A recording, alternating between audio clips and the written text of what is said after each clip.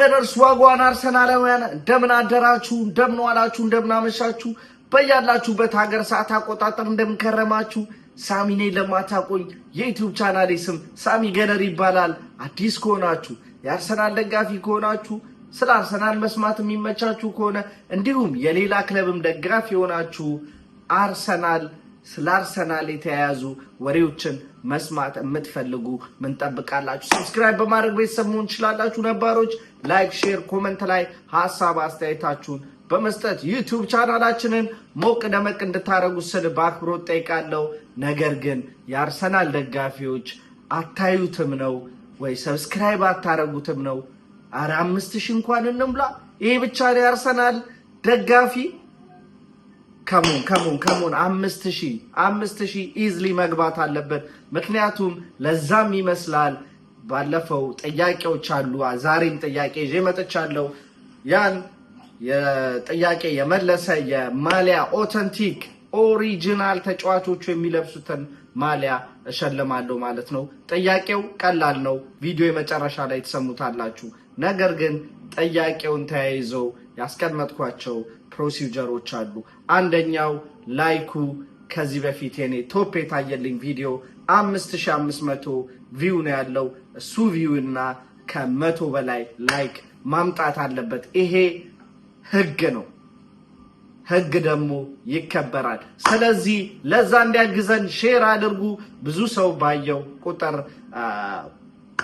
ሽልማቱ የመድረስ ወደናንተ የመድረስ ቻንስም ይኖረዋል ማለት ነው በ10ኛ ሳምንት የእንግሊዝ ፕሪሚየር ሊግ መርሃ ግብር አርሰናል ከሜዳው በመውጣት በርንሌን የሚያስተናግድበት ጨዋታ ይጠበቃል ማለት ነው ስለዚህ አንዳንድ ነገር ለማለት ነው የመጣሁት በርንሌ በ10 ነጥብ በሰንጠረዡ በሊጉ ሰንጠረዥ 16ኛ ደረጃ ላይ የተቀመጠ ቲም ነው በስኮት ፓርከር የሚሰለጥነው በርንሌ እጅግ በመከላከል የተደራጀ ግብ እነሱ ላይ ማስቆጠር አስቸጋሪ የሆነ ቲም ነው ለዛም ደግሞ ታስታውሳላችሁ ሊቨርፑል ጋር ያደረጉትን ጨዋታ መመልከት በቂ ነው ሊቨርፑሎች 90 ደቂቃ ሙሉ በርንሌን መስበር አልቻሉም ነበር 84ኛው ደቂቃ ላይም ከበርንሌ አንድ ተጫዋች በቀይ ካርድ ወጥቶ በጎዶሎ የመጫወት ፕሬሸር ውስጥ ገብቶ ነበር ከዛም በኋላ ነው ያ ደንቆሮ ሃኒባል የማን ዩናይትድ ተጫዋች የነበረው ሃኒባል የማይሆን ጥፋት በእጁ ኳስ በመንካቱ በ95ኛው ደቂቃ እድለኛው ሊቨርፑል ፔናልቲ አግኝቶ በሞሳላ ያስቆጠራት ፔናልቲ 1-0 አሸንፈው መውጣት የቻሉት ያን ጨዋታ ላይ የመከላከል አቋቋማቸው ስትራክቸራቸው እጅግ በጣም የሚገርም ነበር እሱ ብቻ አይደለም በርንሌ በፕሪሚየር ሊጉ ኢቭን ያሸነፋቸውንም ጨዋታዎች ጨምሮ በጨዋታ ላይ ሌስ ኳስ ፖዚሽን የሚኖረው ቡድን ነው ኳስን ተቆጣጥሮ በፖዚሽን በልጦ አይደለም የሚያሸንፈው ዝቅተኛው የጨዋታ ቁጥጥር ያለው ቲም በርንሌ ነው እሱ ማለት ግን ቀላል ነው ማለት አይደለም በጣም በመከላከል ተደራጅተው የሚጫወቱ አስቸጋሪ ቲሞች ናቸው አርሰናልን ደግሞ እንደዚህ አይነት ቲሞች በሎ ብሎክ እየተጋጠሙ እጅግ የቤት ስራችንን ሲያከብዱ የመጀመሪያ ጊዜ አይደለም ብዙ ጊዜ ተመልክተናል ነገር ግን የዚህ ሲዝን እሱን ማክሸፊያ እዚህ ሲዝን ላይ ሞር ኢፌክቲቭ ሆነ እንጂ ላስት ይር ጀምሮ ይሄን ስትራቴጂ ማክሸፊያችን አዲስ መንገድ አግኝተናል እሱም ሴት ፒስ ነው ከዛ ምን ይላሉ እነሱ ሴት ፒስ ኤፍሲ እነሱ የሚጫወቱት በሎ ብሎክ እሱን ምን ሰብርበትን መንገድ ስናገኝ ደግሞ ሌላ ትችት አያጡም ነገም እንግዲህ ወይም ቅዳሜ በርንሌ በሎ ብሎክ አፕሮች መጥቶ እንደዚህ አይነት ግዴታውስ ከከተተን ኦፍ ኮርስ ያለንን የሴት ፒስ አጠቃቀምና ኳሊቲ ስለምናቀው በእንደዚህ አይነት ነገሮች ውጤት ይዘን ለመውጣት እንሞክራለን 100% ኢቭን በሜዳቸውም ቢሆን በርንሌ በ100% ማለት እችላለሁ በመከላከል አፕሮች ነው የሚገቡት በዚህ ምንም ጥርጥር የለኝም በርንሌ ወደዚህ ጨዋታ ሲመጡ ያለፉት ሁለት ጨዋታን ባክ ቱ ባክ አሸንፈው በጥሩ ሙድ ላይ ሆነው ነው የሚመጡት። ስፔሻሊ የባለፈው ከቮልቨርሃምፕተን ጋር ከሜዳቸው ወጥተው ወልቨርሃምፕተንን አስተናግደው 3-2 ያሸነፉበት ጨዋታ ድራማቲክ የሆነ ጨዋታ ነበር። 2-0 የመሩ ከዛም በኋላ ወልቨርሃምፕተኖች የሚገርም ካምባክ አድርገው 2-1 ሆነው ነበረ ጨዋታው ሊጠናቀቅ የተወሰኑ 2 ደቂቃ ምናምን ሲቀረው ነው 2 ደቂቃ ማይሞላም 1 ደቂቃ ያነሰ ጊዜ ሲቀረው በርንሌዎች ሶስተኛዋን ጎል በማስቆጠር 3 ነጥብ ይዘው መውጣት የቻሉት። ስለዚህ ይሄ ጥሩ ቡስት ይሆናቸዋል ብዬ አስባለሁ። አሰልጣኛቸው ስኮት ፓርከርም ስለ አርሰናል ተጠይቆ አርሰናል ሴት ፒስን ብቻ ጥንካሬው አድርገው ለሚወስዱና እሱን እንደ ድክመት አድርገው ለሚተቹ ሰዎች ቅሬታውን ወይም ደግሞ በዛ ሐሳብ እንደማይስማማ አስረግጦ ተናግሯል። ይልቁንም ሚካኤል አርቴታ በደንብ የተቀናጀ በደንብ ስትራክቸርድ የሆነ ቲም ቢውልድ እንዳደረገ ተናግሯል። በርንሌን ለመጨረሻ ጊዜ ያሸነፍናቸው በፌብራሪ 17 2024 ላይ ነበር። እሱም በሜዳቸው 5-0 ያሸነፍንበት ጨዋታው ነው። የነገው የቅዳሜውን ጨዋታም ይሄንኑ ውጤት ባይሆንም ነገር ግን እዚህ ጨዋታ ላይ የነበረ በጎ ነገር አለ። እሱም ምንድነው? ኤርሊ ጎል ካገባን ጨዋታውን ገለን የመውጣት ሃይ ቻንስ ይኖረናል። ስፔሻሊ ፈርስት ሃፍ ላይ ግቦችን ማስቆጠር ከቻለን ማለት ነው። ያኔም ፌብሩዋሪ 17 2024 የሆነው ይሄ ነበረ። የመጀመሪያዋን ኤርሊ ጎል ካፕቴን ማርቲን ኦዴጋርድ በ4ኛው ደቂቃ ብሎ ጀመረ።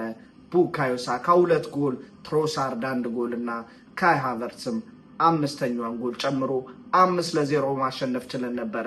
የነገውንም ጨዋታ እንደዚሁ ኤርሊ ጎል ካገኘን ብዙ ጎሎች ልንመለከት እንችላለን። ቱ ቢ ኦነስት ያኔው አርሰናል የ2024 አርሰናል እና ያሁኑ አርሰናል ይለያያል። ያኔ እጅግ በጣም የሚያገባ ብዙ ቻንሶችን የሚፈጠር አርሰናል ነበር። ትዝ ይለኛል በተከታታይ በዛ ወር ራሱ ወደ 18-20 ድረስ ጎል አግብቶ ነበረ። ዌስትሃምን 6-0፣ በርንሌን 5-0፣ ኢቨን ሊቨርፑልን 3-1 ያሸነፍንበት በትላልቅ የጎል ልዩነቶች የምናሸንፍበት ወቅት ነበረ ማለት ነው። የነገውን ጨዋታ ኤርሊ ጎል ማግኘት ብዙ ነገሮችን ጥያቄ ይፈታል ብዬ አስባለሁ። ነገር ግን ኤርሊ ጎልም ባናስቆጠርም ጨዋታውን ተረጋግተን ፕሬሸሩን ቀለል አድርገ ነው። ምክንያቱም ይሄን ጨዋታ አሸነፈን ማለት ምናልባትም ሌላኛውን ድንቅ ሳምንት ልናሳልፍ እንችላለን።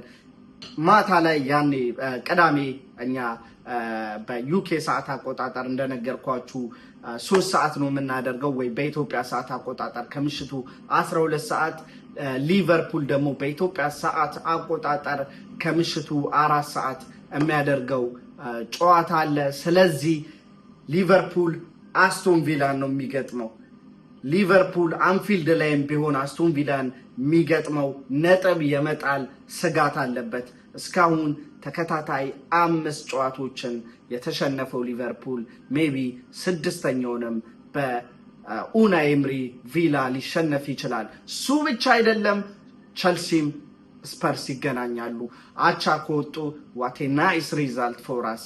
እሁድ ደግሞ ማንቸስተር ሲቲ የሊጉ 3ኛ ደረጃ ላይ የሚገኘውን ቦርንማውዝን የሚገጥምበት ጨዋታ አለ።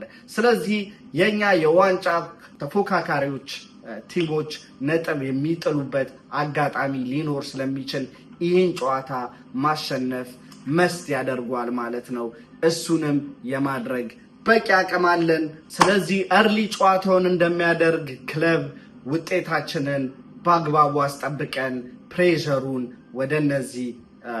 ወደነ ሊቨርፑል እና ማን ሲቲ እንዲሁም ቸልሲ እና ቶተናም አሳልፈን መስጠት መሪነታችንንም አሁን 3 ነጥቡን ወደ ባንካችን አስገብተን መቀጠል አለብን ብዬ አስባለሁ። እንግዲህ ወደ ውጤት ግምት ስንሄድ እንደነገርኳችሁ ነው። ጨዋታውን ብዙ ነገሮች ይወስኑታል። ብዙ ነገሮች አሰላለፋችን ምን ያህል የመጀመሪያውን ጎል በምን ያህል ቅጽበት ልናገኝ እንችላለን፣ ብዙ ነገር ይወስኗል። ግን አርሰናል ይህን ጨዋታ 3-0 ያሸንፋል ብዬ አስባለሁ። ሌላ እንግዲህ ክሊንሺት እንደሚመዘገብ የነገውን ጨዋታ እርግጠኛ ሆኜ መናገር እችላለሁ። እንደነገርኳችሁ በርንሌ ጎል ለማስቆጠር አስበው የሚመጡ ሙላ አይመስለኝም። በድንቅ መከላከል አልፎ አልፎ ቻንሶች ሊፈጥሩ ይችላሉ። ነገር ግን እነሱ የሚፈጥሩት ቻንስ እኛ ላይ ያን ያህል ተጽዕኖ ያመጣል ብዬ አላስብም። ምንም እንኳን ከሜዳችን ውጭ ቢሆን አንደርስቲሜት እያደረግኳቸው አይደለም። ይልቁንም እኔ የምፈራው ነገር እርሊ ጎል ካላገኘን ከፈርስት ሃፍ በፊት ራሱ አንድ ጎል ካገኘን ብዙ ነገር ይፈታልናል እንደነገርኳችሁ። ካልሆነ ግን ጌሙ በገፋ ቁጥር ለነሱ ሪዝን ነው የምንሰጣቸው። ለአቻ ለማሸነፍ አይመጡም 100%። ግን 0-0 በሆነ ውጤት እስከ እረፍት እንኳን ከገፉ ከረፍት በኋላ ሲመጡ ያንን ውጤት ለማስጠበቅና አንድ ነጥብ ይዞ ለመውጣት ለነሱ ትልቅ ነገር ነው፣ ይሟሟታሉ ብዬ አስባለሁ። ስለዚህ አርሰናል ይሄን ጨዋታ 3-0 ሊያሸንፍ ይችላል ብዬ ግምቴን አስተላልፋለሁ። ቪዲዮን ከማጠናቀቄ በፊት ግን ጥያቄ አለኝ። ጥያቄም እነዚህን ክራይቴሪያዎች ማሟላት አለበት ስትመልሱ።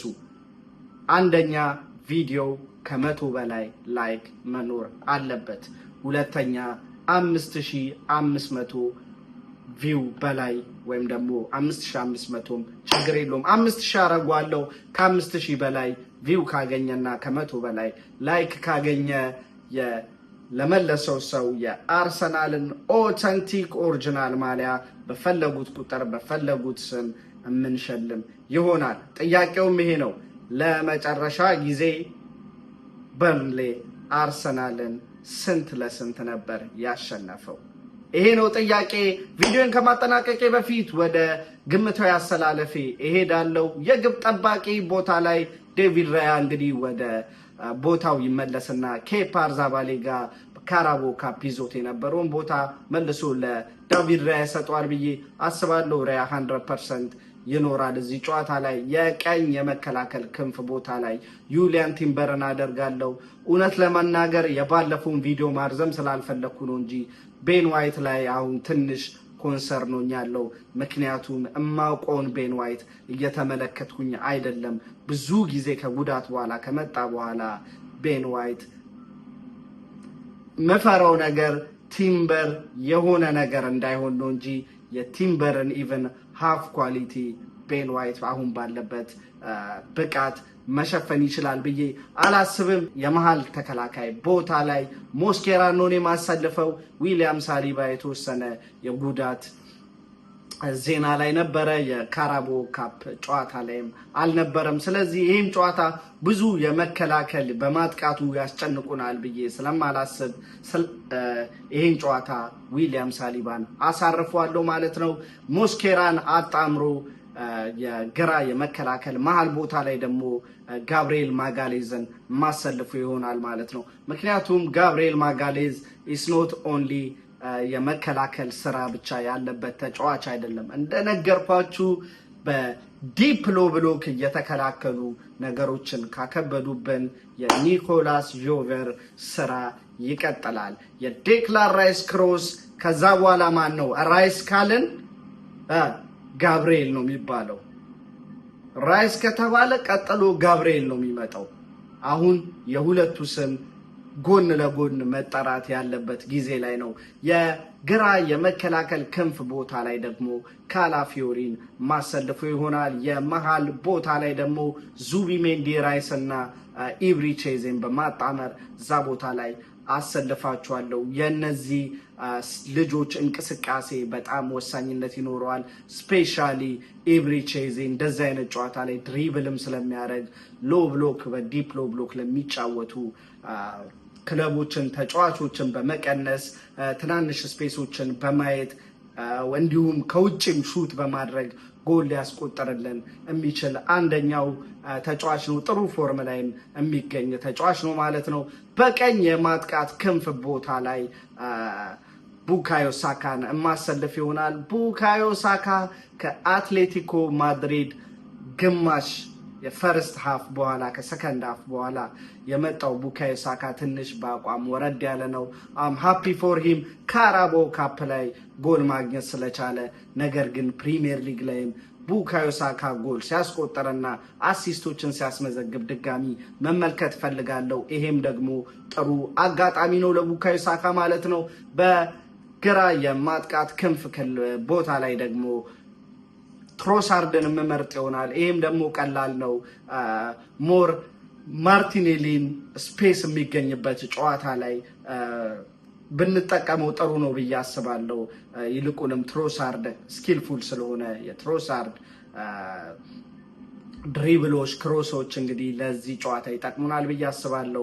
ሚካኤል አርቴታም 100% እሱን ይመርጣል የሚል ግምት ነው ያለኝ። የፊት ስትራይከር ቦታ ላይ ደግሞ ቪክቶር ዮኬሬዝን ማሰልፉ ይሆናል። ዲስ ጋይ ነገ ትልቅ ስራ ነው ያለበት። አትሊስት ፖዚሽናቸውን እንዲስቱ ማድረግ፣ ፔናልቲ ቦክስ ውስጥ ሽብር እንዲፈጠር የምፈልገው ተጫዋች ነው። ጎል ከማግባት በተጨማሪ ማለት ነው። እሱንም ስራ 100% ያለ ስስት እንደሚተገብር እርግጠኛ ነኝ። ይህን ይመስላል የኔ ስታርቲንግ 11። የእናንተስ ምን ይመስላል?